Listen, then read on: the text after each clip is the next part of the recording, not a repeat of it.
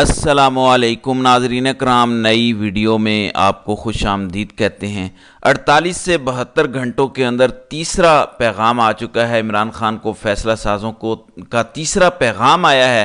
وہ پیغام آپ کو پڑھ کے سناتا ہوں، لیکن اس سے پہلے خفیہ ایجنسی سے متعلق بات کرنا چاہتا ہوں جنہوں نے اپنا کام شروع کر دیا ہے، اور جن ججز نے خط لکھا تھا ان میں سے سب سے سینئر جج محسن اختر کیانی کے خلاف اب ایک ریفرنس آیا ہے جس میں استدعا کی گئی ہے کہ جوڈیشل کونسل سے یہ استدعا کی گئی ہے کہ ان کو کام کرنے سے روکا جائے۔ ان کے خلاف ریفرنس لانے کی وجہ میں آپ کو بتا دیتا ہوں۔ ان کے خلاف ریفرنس لانا اس لیے ضروری تھا کیونکہ عامر فاروق کو ان کی خدمات کے صلے میں ہو سکتا ہے کہ سپریم کورٹ لے کر جانا ہو۔ ابھی عامر فاروق یا تو ہائی کورٹ کا چیف جسٹس رہے گا، جو کہ انسگنیفیکنٹ ہے۔ ہائی کورٹ میں آپ چھوٹے موٹے بیل کے کیسز ادھر ادھر دیکھ لیتے ہیں، لیکن بڑے کام سپریم کورٹ میں ہوتے ہیں۔ تو قاضی صاحب کو اپنے ہم خیال لوگوں کی ضرورت ہے، اور عامر فاروق سے زیادہ کون ہم خیال ہو سکتا ہے جو کمپنی کا ٹاؤٹ اعظم بنا ہوا ہے۔ عامر فاروق نے ویسے 2031 تک چیف جسٹس اسلام آباد ہائی کورٹ رہنا ہے، لیکن اگر ان کو ایلیویٹ کر کے 3 اسامیاں خالی ہیں سپریم کورٹ میں، اگر ان کو ایلیویٹ کر کے سپریم کورٹ لے جاتے ہیں تو نیچے محسن اختر کیانی ہے next in line chief justice بننے کے لیے، اور یہ ریٹائر ہوں گے 2032 میں۔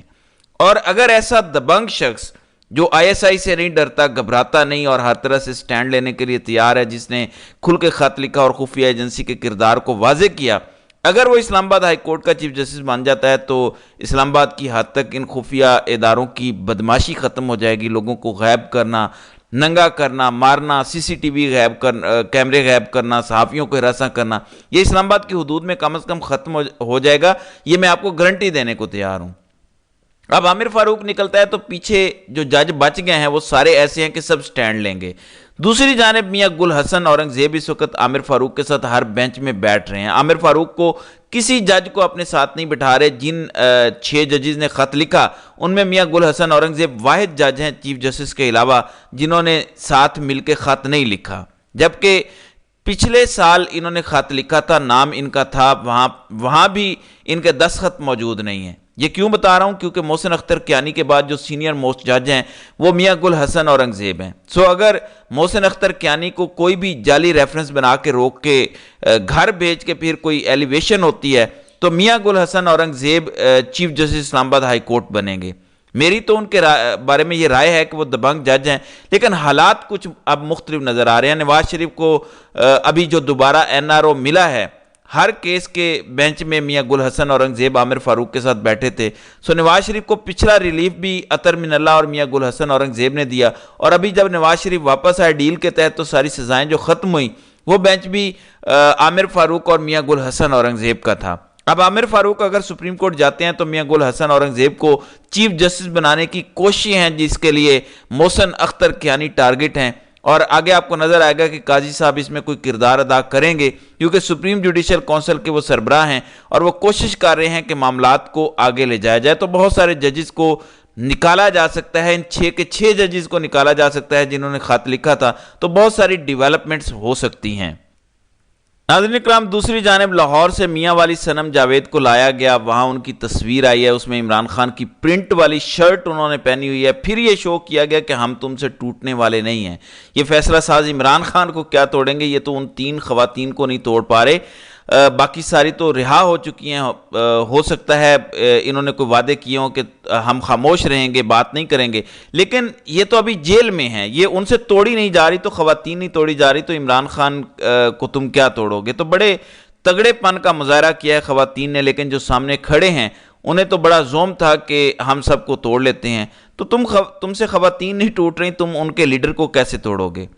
اب ناظرین اکرام، پیغام نمبر 3 آ گیا ہے، جس کا خلاصہ ہے کہ خان صاحب معاملات کو ٹھنڈا ہونے دیں۔ یہ ٹاؤٹ نمبر 3 سے پیغام دیا گیا ہے۔ پہلا پیغام کامران شاہد کے ذریعے آیا، دوسرا کامران شاہد اور اعزاز سید کے ذریعے آیا۔ اعزاز سید نے کہا کہ اگر چپ نہ کیا تو تمہارا بھٹو والا انجام ہوگا۔ ایک پیغام آیا کہ معاف نہیں کریں گے 9 مئی والوں کو، اور ایک پیغام آیا کہ اگر خاموش نہ ہوئے تو تمہارا بھٹو والا انجام ہوگا۔ دوسرا پیغام تھا کہ 9 مئی کی اگر تم ذمہ داری قبول کر لو، معافی مانگ لو تو معاف کر دیں گے۔ تو 2 پیغام مختلف طریقے سے آ چکے ہیں۔ اب تیسرا ہے، اور یہ بڑے سینئر ٹاؤٹ کے ذریعے بھیجا گیا ہے۔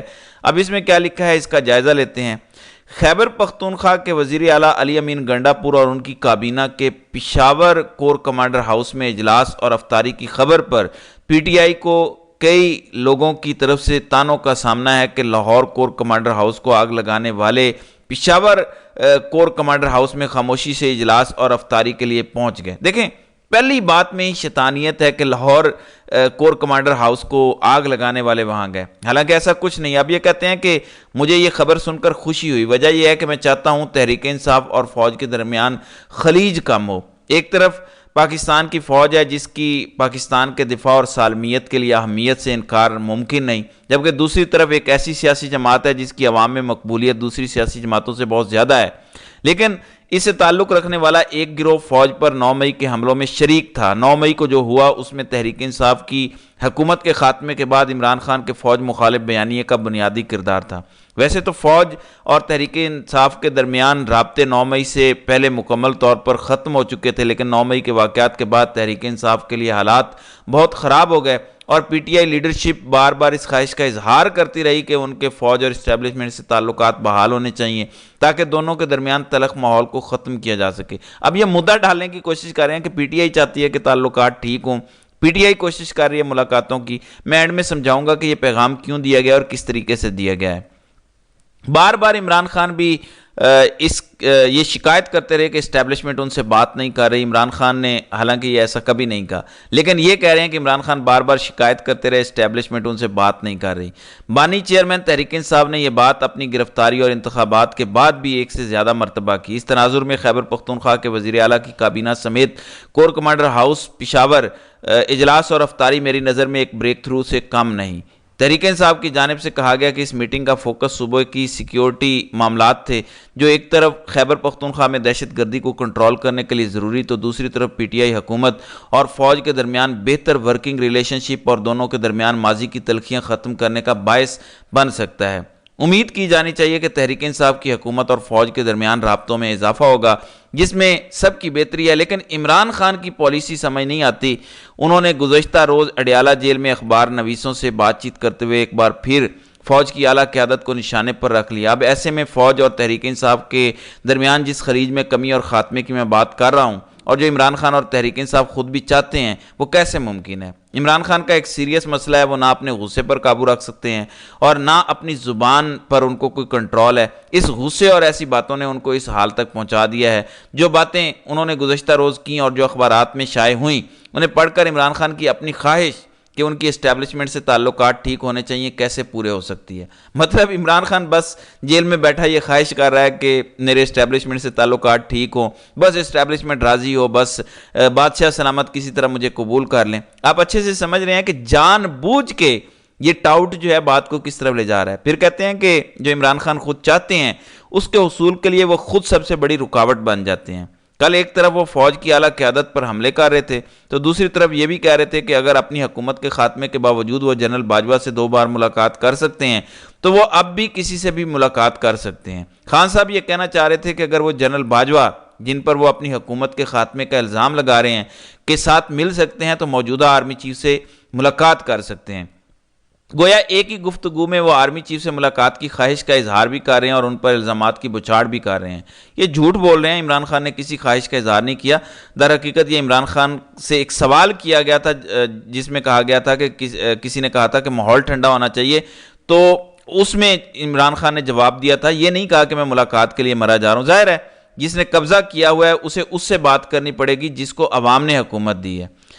پھر لکھتے ہیں کہ ایسے بیانات سے عمران خان، تحریک انصاف یا پاکستان کو کیا فائدہ ہوگا؟ خان صاحب کو چاہیے اگر وہ اپنے غصے اور زبان پر کنٹرول نہیں رکھ سکتے، اب یہ سنیے گا، خان صاحب کو چاہیے اگر وہ اپنے غصے اور زبان پر کنٹرول نہیں رکھ سکتے تو کچھ عرصہ خاموشی اختیار کر لیں، اپنی توجہ عدالتوں سے ریلیف لینے پر مرکوز کریں تاکہ اپنے آپ اور اپنی اہلیہ کو جیل کی سلاخوں سے باہر لا سکیں۔ اس دوران اپنی پارٹی کی قیادت اور ذمہ داروں کو فوج اور اسٹیبلشمنٹ کے ساتھ تعلقات کی بہتری کے لیے کوشش کرنے دیں۔ خان صاحب معاملات کو ٹھنڈا ہونے دیں۔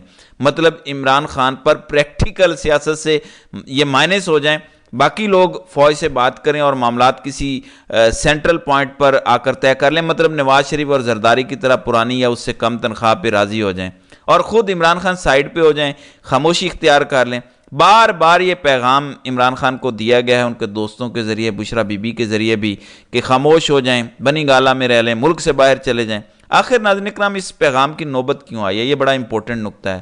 یہ چلے گئے ہیں بند گلی میں، اس بند گلی سے نکلنے کا کوئی رستہ نہیں ہے سوائے اس کے کہ ان کو کوئی فیس سیونگ مل جائے۔ فیس سیونگ 2-3 چیزوں میں چاہیے۔